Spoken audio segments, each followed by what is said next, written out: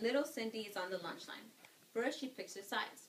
Choosing a fruit or vegetable is mandatory, so she picks up an apple even though she has no real desire to eat it. Next, she has a choice from either a greasy pepperoni pizza or a corn dog with fries. What should she choose? Today, many students are exposed to unhealthy foods through several ways. One such is through school.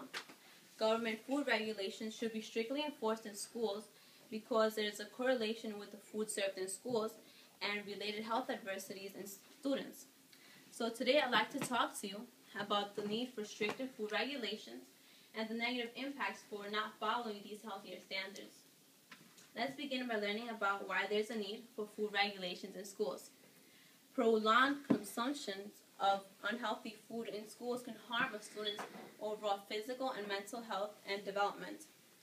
The National School Lunch Program serves 29 million school children every day and costs American taxpayers more than $7 billion a year to provide these nutritional balanced meals. These nutritional balanced meals are supposed to follow USDA dietary guidelines that offer the fruits, vegetables, whole grains, low-fat and non-fat dairy products, and other items.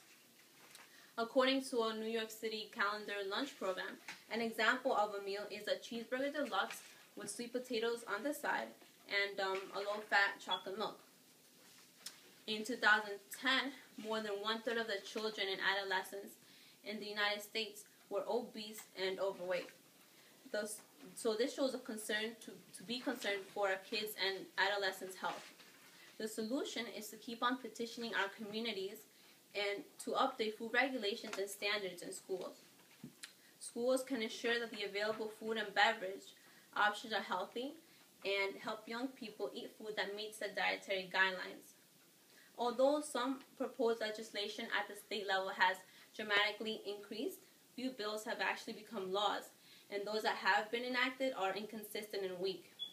Another interesting point is that getting healthier food on the kids' lunch trays doesn't necessarily mean that they'll consume the food.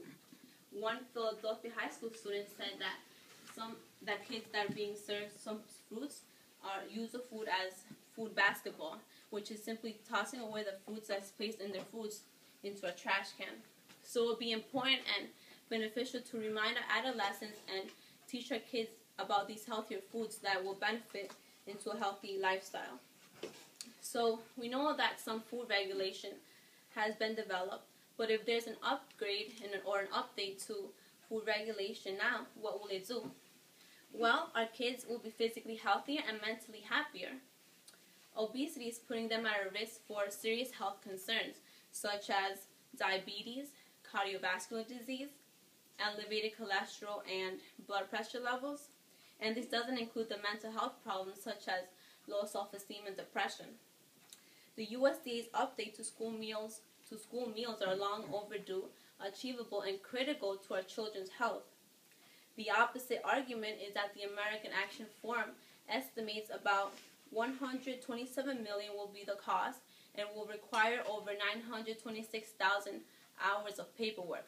However, obesity adds $150 billion to healthcare costs, which is about half of what taxpayers pay through Medicaid.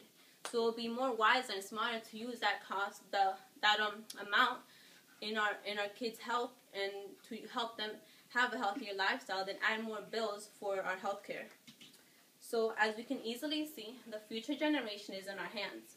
As in a quote, as parents, we try to prepare decent meals, limit how much junk food our kids take, and ensure that they have a reasonable balanced diet. Mrs. Obama said, and when putting in all that effort, the last thing we want is for our hard work to be undone each day in the school cafeteria. So what can we do? Well, as parents and guardians, we want to be involved in our children's school meals and bring concerns and suggestions to our local officials. And we can help our kids, like little Cindy, appreciate the positive effects that healthy food will have on our minds and bodies. Okay. Finish.